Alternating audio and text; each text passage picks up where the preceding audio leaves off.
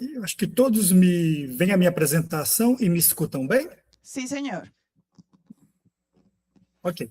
Então, mais uma vez, agradeço imensamente ao Cine Café, ao Dr. Nelson, ao Dr. Álvaro, que eu tive o prazer de conhecer em Rio Verde, e graças a esse encontro é que hoje eu estou aqui. O título da minha apresentação será Da Demanda de Carbono ao Risco Hidráulico, o papel da carga de frutos no cafeeiro.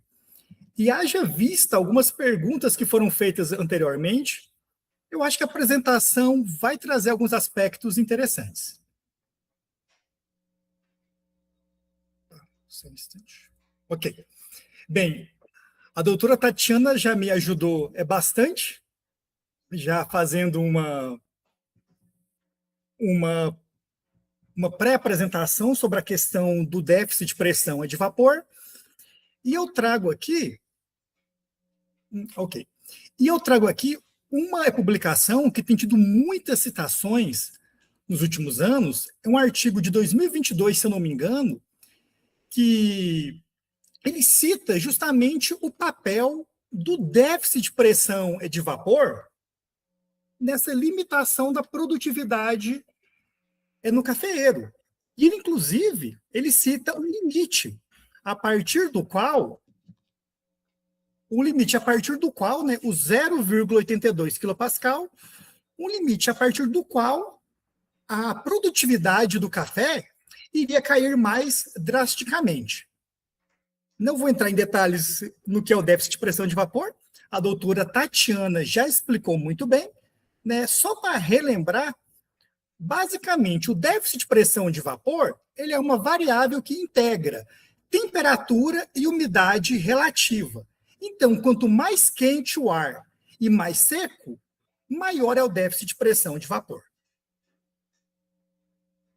E esse gráfico da queda da produtividade do cafeeiro em relação ao déficit de pressão de vapor, ele é muito interessante para quem trabalha com a fotossíntese no cafeeiro, por conta do quê? E nós temos uma relação muito boa da fotossíntese no cafeeiro com o déficit de pressão de vapor. Os dados que eu irei apresentar foram dados que foram obtidos, né, pelo grupo no qual eu fazia parte, ao grupo do professor Fábio da Mata, e, por coincidência, todos os dados que eu estou apresentando são de cafeiro arábica, cultivado a pleno sol, e, no caso, plantas de campo. Cafeiro arábica, cultivado a pleno sol e condições de campo. Então, vejam como nós temos essa excelente relação da fotossíntese líquida no cafeeiro em função do déficit de pressão de vapor. E vocês agora não vão precisar gastar muito tempo com isso, vocês já sabem o porquê dessa relação. Porque essa relação ela vem justamente que, no caso do cafeeiro, é uma espécie que possui uma relação muito estreita entre a fotossíntese e condutância estomática. Então, em vários trabalhos que o grupo do professor Fábio da Mata tem publicado nos últimos anos, nós encontramos excelentes relações entre a fotossíntese e a condutância estomática, certo?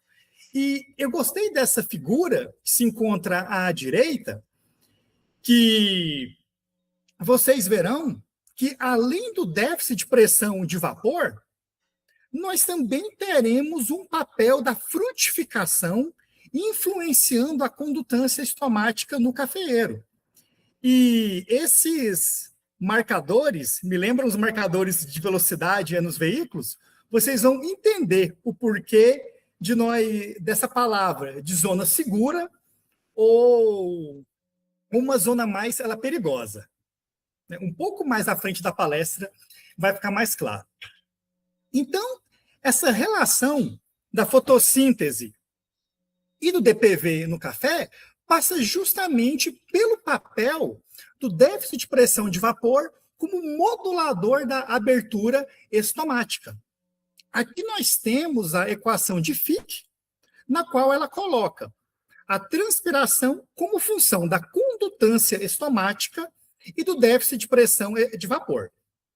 Aqui é só para deixar claro, né, que eu tenho ciência da importância da condutância da camada limítrofe, mas dado o tempo da apresentação, eu vou considerar a condutância estomática como principal resistência às trocas gasosas no cafeeiro, e fica aqui, digamos, para as perguntas, né, que são muito mais do que bem-vindas. Aqui basta saber que, pensando em manejo, a condutância da camada limítrofe ela é influenciada principalmente pelo vento e tamanho da folha.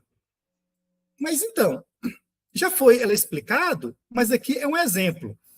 Para o aumento do déficit de pressão de vapor, considerando que a condutância estomática ficasse inalterada, obviamente nós teríamos um aumento da transpiração. Só que nós sabemos que isso não é o caso no cafeeiro, porque o cafeeiro apresenta uma relação bem definida entre a condutância estomática e o déficit de pressão de vapor. E para aqueles que já tiveram a árdua experiência de medirem trocas gasosas em condições tropicais de lavouras a pleno sol, é bastante difícil de conseguirmos boas taxas fotossintéticas no cafeeiro a partir das 11 da manhã.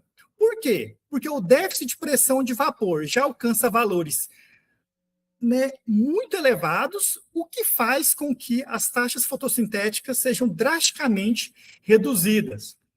Aqui foram dados que nós obtivemos de uma condição de seca no campo, e no gráfico menor, vocês podem perceber que por volta do meio-dia, o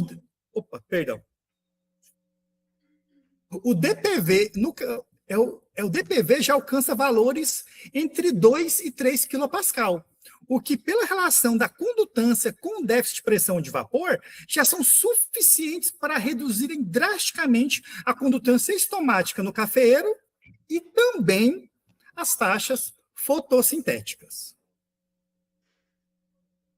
Certo? E uma coisa que nos chamou a atenção nos nossos estudos, né, investigando principalmente o motivo das baixas taxas fotossintéticas no cafeeiro, foi justamente entender por que a condutância estomática no cafeeiro seria tão sensível ao déficit de pressão de vapor.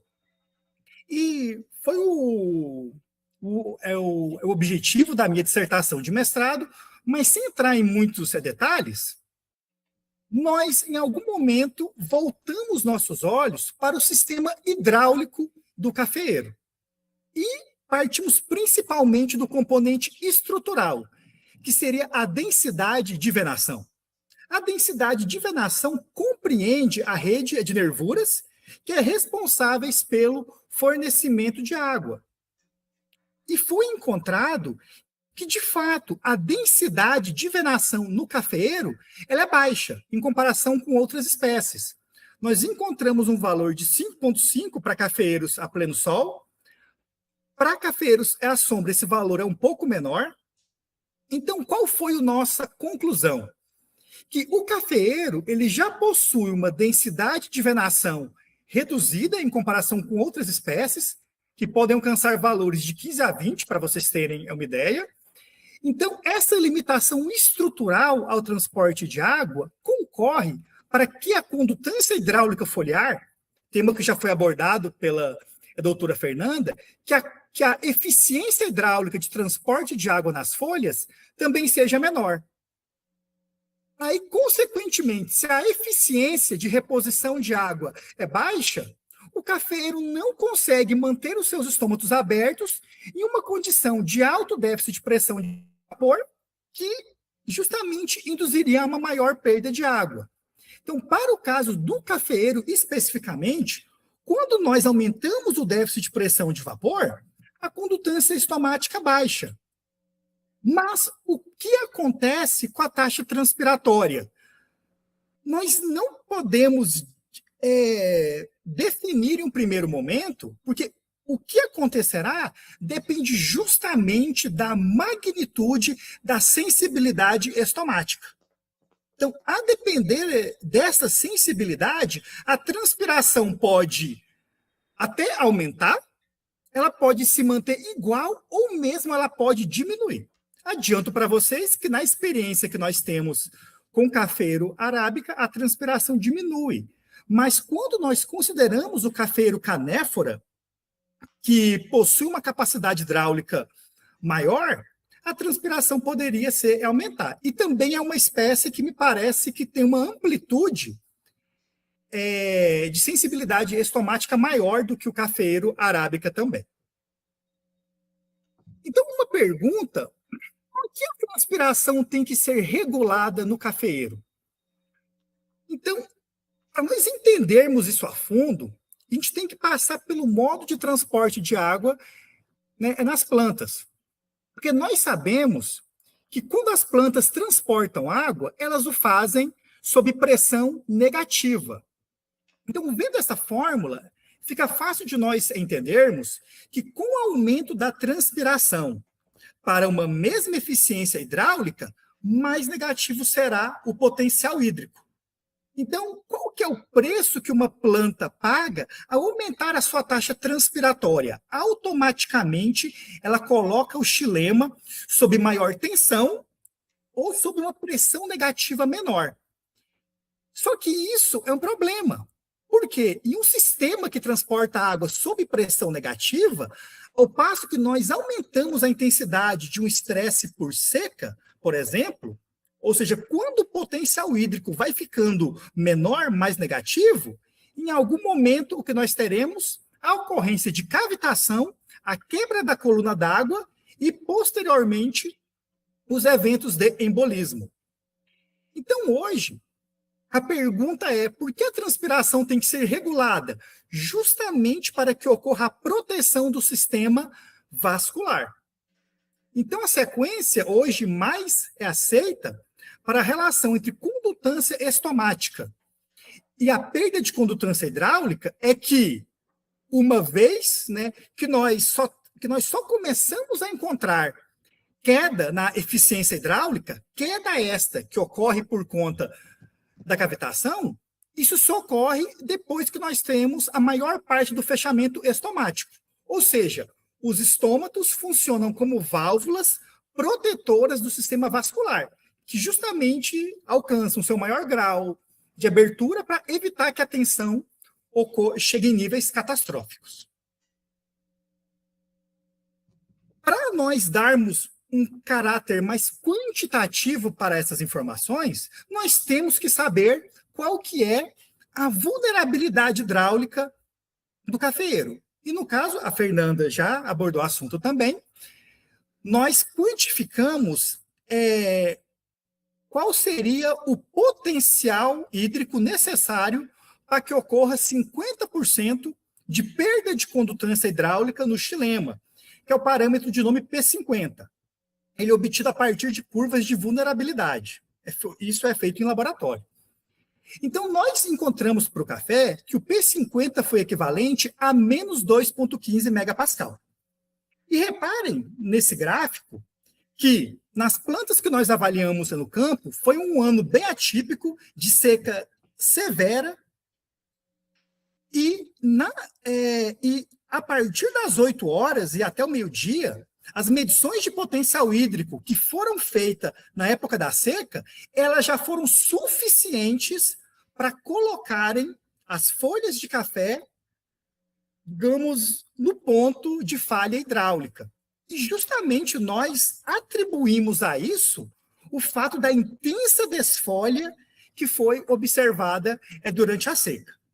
Agora, um ponto interessante é que, reparem, depois nós avaliamos essas mesmas plantas no período das chuvas, né, após a seca, e reparem que, normalmente, o potencial hídrico medido no cafeeiro, ele fica em torno de menos 1,5 megapascal. Então, sob condições normais, a proteção estomática é eficiente.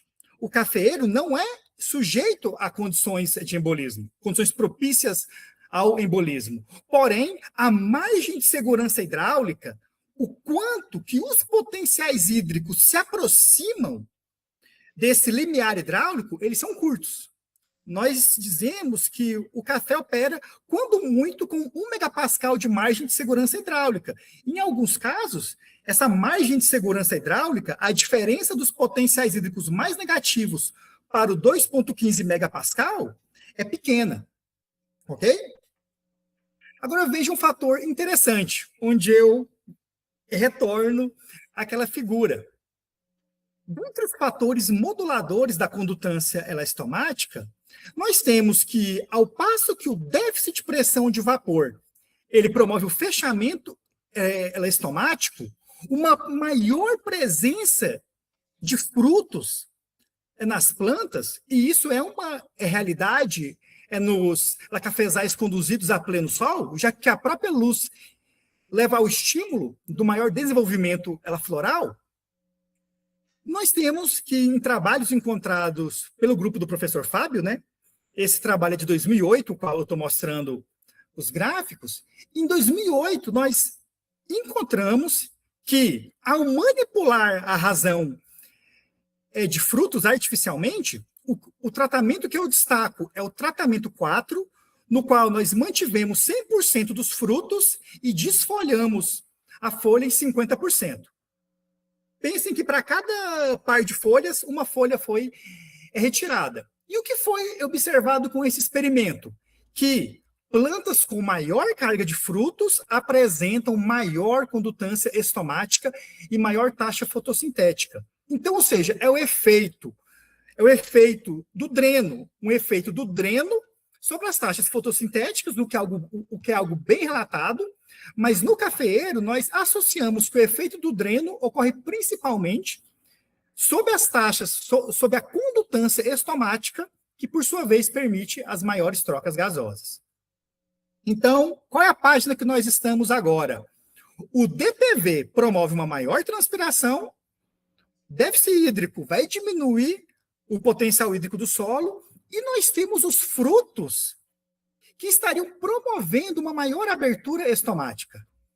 Então, diante dessa observação de que os frutos, como drenos prioritários, e essa demanda máxima que leva a essa maior abertura estomática, foi levantada a seguinte hipótese: será que plantas com alta carga de frutos seriam mais susceptíveis à cavitação?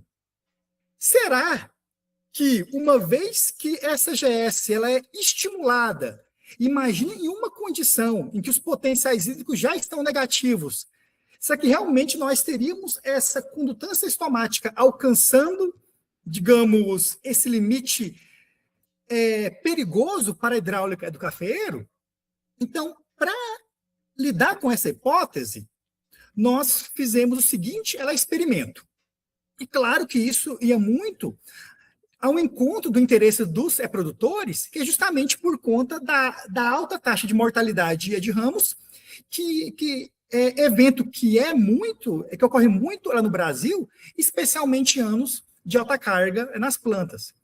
Então, nós elaboramos 4 tratamentos, em que nós tínhamos plantas irrigadas e frutificadas, plantas não irrigadas, né, e carregando os frutos, e nós também tínhamos essas plantas irrigadas, só que sem frutos. Todos os frutos das plantas foram retirados, somente crescimento vegetativo.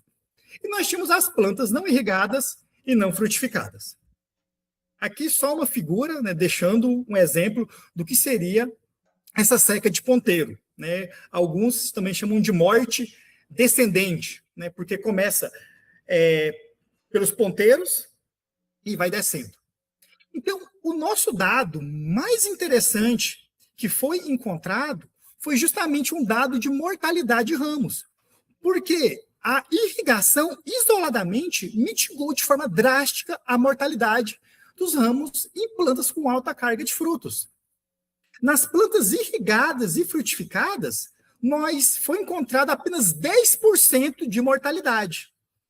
Por outro lado, nas plantas não irrigadas, mas mantendo a carga de frutos, nós observamos 40% de mortalidade de ramos, que foi uma taxa muito elevada.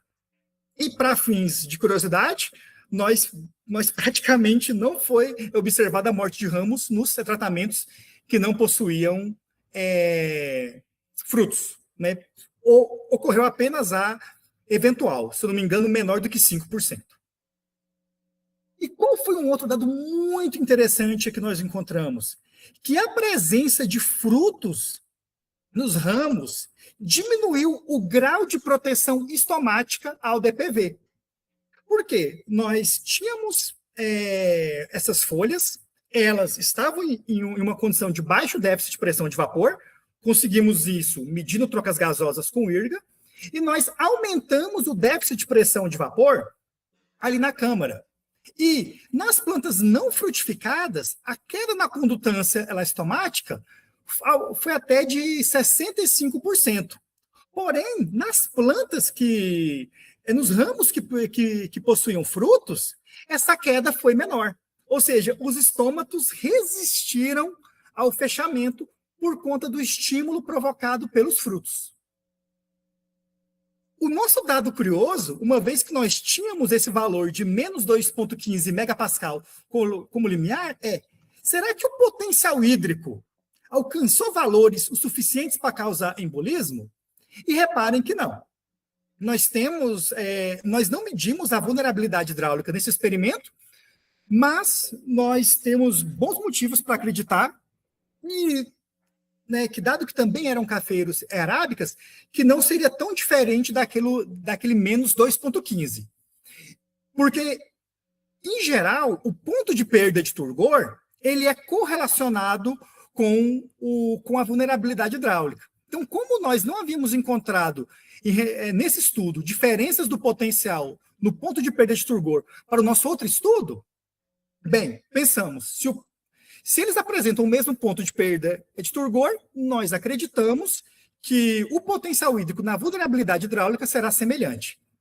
E vejam que realmente os potenciais hídricos ficaram maiores do que 2 megapascal. Ou seja, nenhum valor alcançou aquele nível preocupante. Porém, o que nós pensamos? Nós só conseguimos medir o potencial hídrico nos ramos que sobreviveram. Mas o que será que aconteceu nos ramos que não sobreviveram, nos ramos em que se foi observada a mortalidade?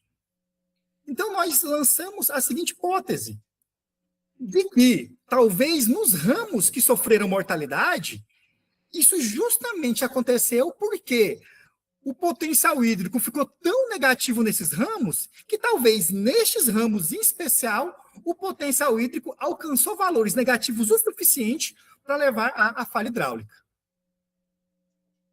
Então aqui nós temos um resumo do que seriam as principais conclusões das 4 combinações, onde que no tratamento irrigado e sem frutos, nós observamos crescimento vegetativo máximo, segurança total do xilema e um baixo estresse. No tratamento irrigado com frutos, nós tivemos sim a alta demanda dos frutos, tanto por fotoassimilados quanto essa maior demanda evaporativa, porém essa oferta ela foi garantida pela irrigação. O risco de cavitação foi mitigado.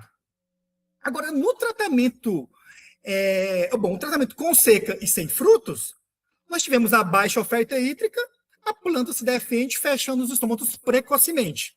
Aqui, a proteção estomática é eficiente, porque ela não tem os frutos para, digamos, modular essa proteção.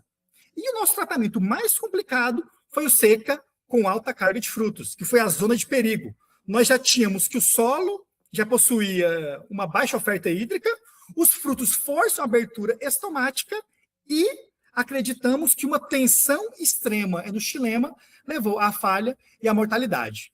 E a hipótese que foi levantada nesse artigo foi justamente esta, que a seca, mais uma alta carga de frutos, os frutos exigem carbono, são drenos prioritários, jogam a condutância estomática para cima, nós temos uma transpiração exacerbada contra um solo com pouca disponibilidade hídrica, a tensão do xilema ultrapassa o limite de segurança, ocorre a quebra da coluna d'água e nós temos a cavitação e a embolia ocorrendo no xilema, culminando com a morte dos ponteiros.